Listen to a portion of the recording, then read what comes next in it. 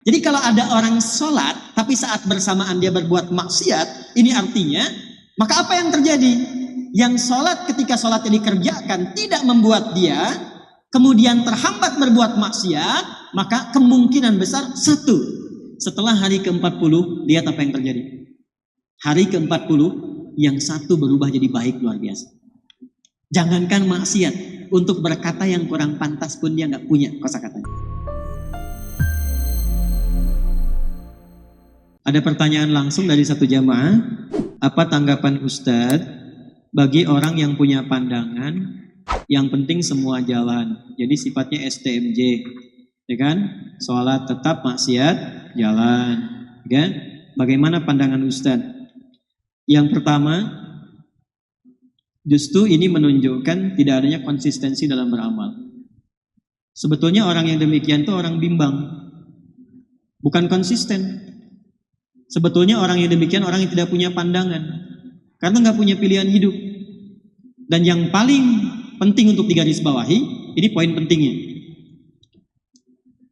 Ini menunjukkan bahwa sesungguhnya orang-orang yang punya hidup, pola hidup demikian adalah orang-orang yang keadaan dirinya belum sehat, kurang sehat.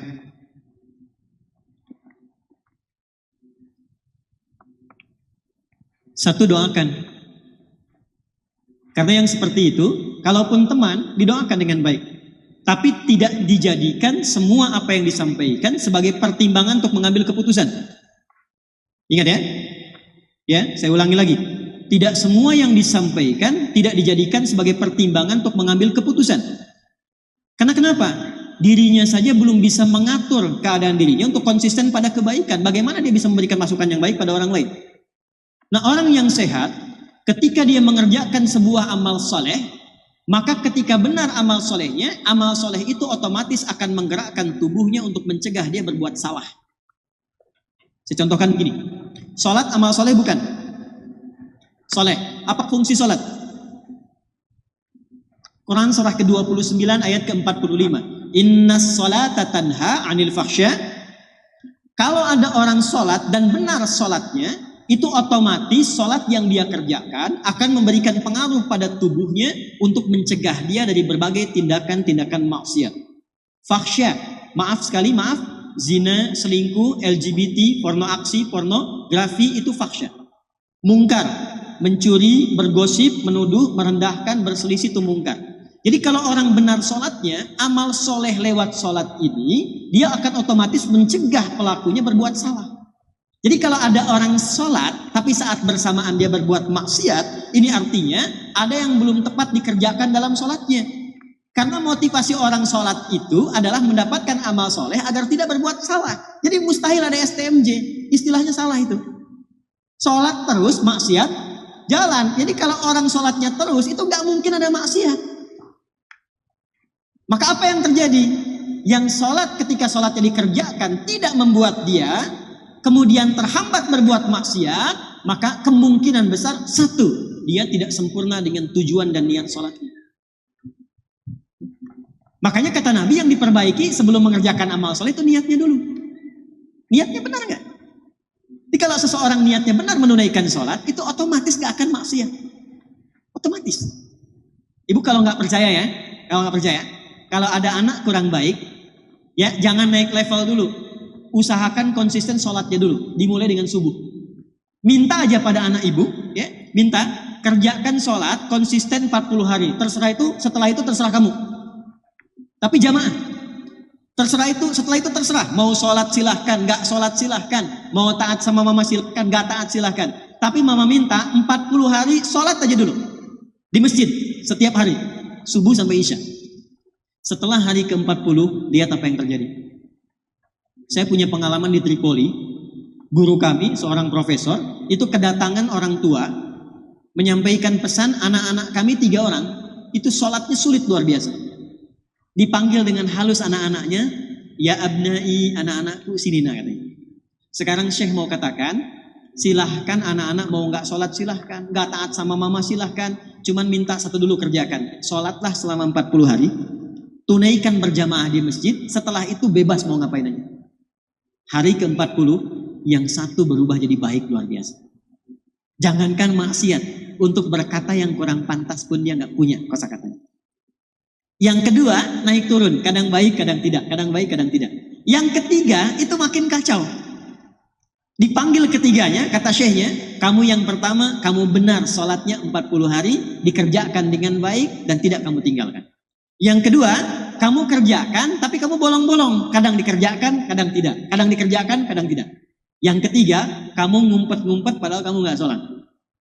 Ketiganya bingung lantas bertanya, kok Pak Kiai tahu katanya? Karena demikianlah yang tertuang diisyaratkan dalam Al-Quran. Tidak ada orang sholat konsisten kecuali merubah dia menjadi pribadi yang lebih baik. Maka tobatlah dua temannya tadi, keduanya menjadi lebih baik sampai sekarang mereka sahabatan dan menjadi ahli Al-Quran.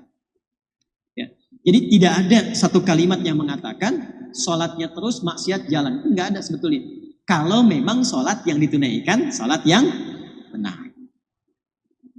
Nah, untuk memperbaiki sholat, kuncinya dua. Satu, izin. Untuk memperbaiki sholat, kuncinya dua. Satu, selalu bermohon kepada Allah untuk mendapatkan rahmatnya dalam sholat. Saya ulang ya, selalu bermohon kepada Allah untuk mendapat rahmat Allah dalam sholat.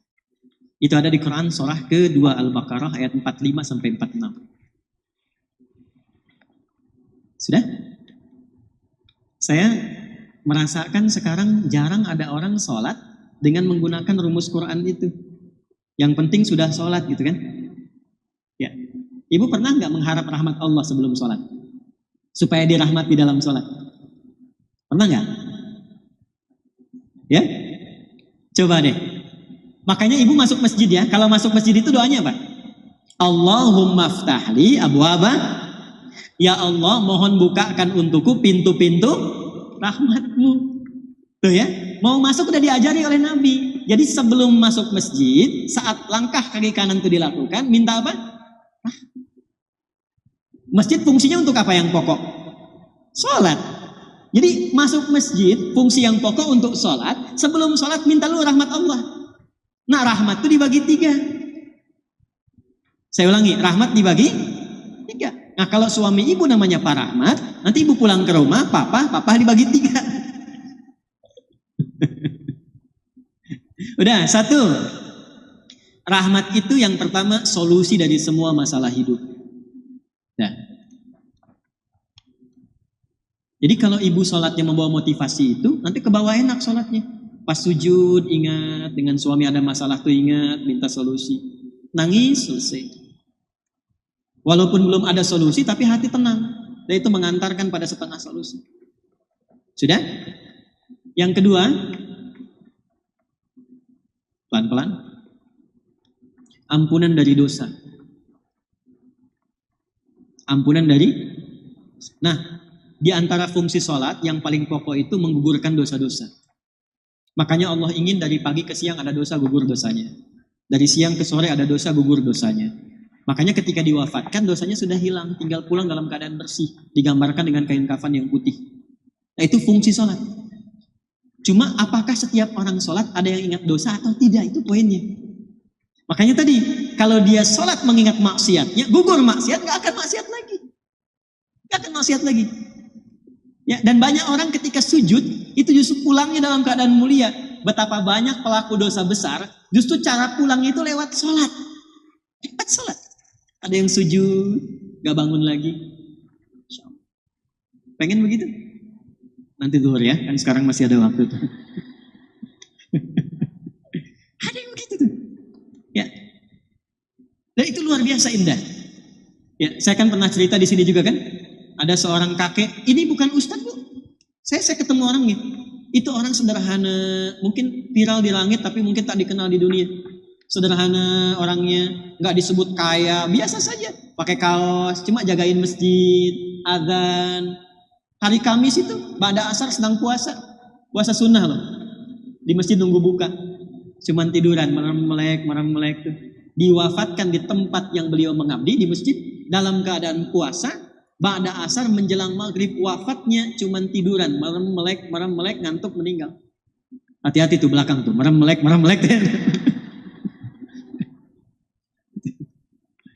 Dua. Yang ketiga, bagaimana caranya supaya saat sholat bisa mengingat ada kesalahan yang diampuni? Maka dibuka dengan bagian ketiga, perhatikan bagian ketiga. Sudah? Yang pertama tadi apa? Solusi, berarti jawaban dari doa kan? Yang kedua apa? Ampunan. Yang ketiga, rahmat itu dalam bentuk husnul khatimah. Bentuknya apa? Husnul khatimah. Kalau sudah bicara husnul khatimah artinya ingat wafat. Ingat apa? Karena itulah Nabi mengajarkan pada setiap imam saat akan mengimami, berbalik dulu kepada makmum menyampaikan kalimat ini. Para jamaah, kita akan sholat. Mohon hadirkan kehusyuan dan rasakan dalam sholat ini, mungkin ini sholat terakhir yang kita tunaikan dan boleh jadi kita akan wafat dalam sujud kita. Itu sunnah. Bahasa Arabnya, sallu sholatan muwadda'. Jamaah, jadikan sholat ini sebagai sholat perpisahan kita untuk bertemu dengan Allah Subhanahu wa Ta'ala. Pernah nggak merasakan begitu? Nah, makanya imam tidak harus pakai bahasa Arab, karena ini bahasa yang boleh disampaikan dengan bahasa Indonesia. Rapatkan saf, luruskan. Paham tidak? Istau, paham? Tidak. Makanya dijawab sudah tahu, gitu kan? Dan jadi begitu sujud, coba rasakan bagaimana kalau saat ini adalah saat sujud terakhir dan seketika akan kembali kepada Allah. Itu kalau rasa itu dihadirkan, kenikmatan akan tiba, air mata mengalir, seketika taubat kita akan lahir. Nah, sifat sholat semacam ini, amal soleh semacam ini akan menghentikan perbuatan maksiat. Karena itu saya tidak sepakat dengan kalimat, misalnya taat jalan, maksiat terus. Sholat terus, maksiat jalan. Ini tidak ada orang yang, maaf ya, berpikir keseimbangan tapi dengan cara yang tidak wajar. Itu bukan seimbang namanya. Seimbang itu ketika dikerjakan amal soleh dengan amal soleh lain beriringan. Saya sholat tahajud, iya. Puasa juga, iya. Itu seimbang namanya.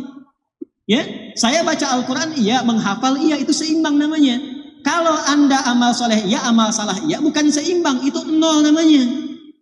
Karena ketika berbuat soleh dan disusul dengan salah, maka yang soleh ketarik dengan yang salah. Kalau sudah keambil tidak ada amalan lagi dan nol sifatnya, itu bukan seimbang. Itu hilang namanya. Tuh, kaget kan? Dan yang bahaya itu kalau solehnya ditarik semua sama yang salah, tersisa salahnya. Ini hadis Nabi. Maka dia berubah menjadi pribadi bangkrut, muflis namanya. Kalau sudah muflis, masuk neraka dulu, dicuci semua dosa baru masuk surga. Itu ada di hadis Muslim. Paham? Oke. Jadi apa tanggapan Ustadz? Tanggapan saya yang pertama, tidak ada keseimbangan.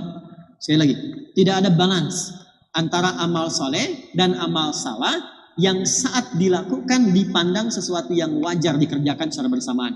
Itu bukan keseimbangan, tapi itu sifat dari kerugian. Itu yang pertama. Yang kedua, tidak ada manusia yang selalu suci, selalu soleh selama hidupnya. Pasti pernah berbuat salah. Maka orang terbaik adalah orang yang berusaha memperbanyak amal solehnya untuk menutupi salahnya, bukan menyeimbangkan antara soleh dan salah sehingga merasakan hidupnya sejalan bersamaan. Jelas ya? Jadi kalau salah, itu ditutupi dengan yang soleh, bukan ingin dijadikan sebuah kesimpulan berjalan bersamaan. Itu keliru. Like and subscribe.